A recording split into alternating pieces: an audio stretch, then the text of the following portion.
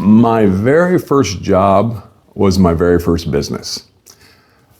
I was 7 years old, so that takes it back to 1975, 1976 actually, 1976, and there was a newspaper route that my dad told me about. And I remember going, yeah, I'd like to do that. And it was one day a week on Thursday night, this route.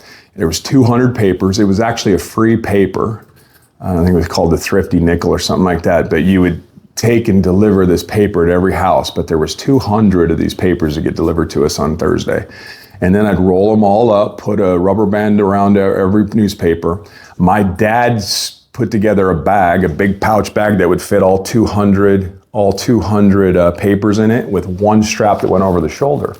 Well, when you first leave the house to go start delivering these things, I remember that I even had red marks on my shoulders from that thing and cut into it. But I'd go through and deliver it. I grew up in Casper, Wyoming, so it was snowing sometimes. I remember crying half the trip once in a while just because of the pain and the cold and all that stuff.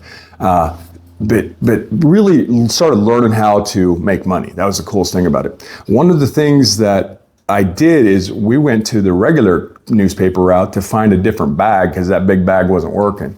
And that's when I found a bag that had a paunch on the front and a paunch on the back and a hole in the middle put overhead. Well, that changed the entire delivery of that paper because you weighted perfectly from front to back and it rested on both shoulders comfortably and it just changed everything. And as you started shrinking one pouch of newspapers, you'd spin it around and then keep going back and forth so it kept equal.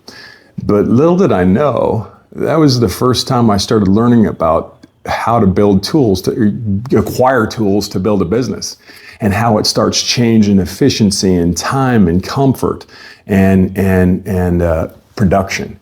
And so I think about that a lot. I'll talk about in my business to today, I'll talk about things and I'll remember just learning how to use tools to be more productive.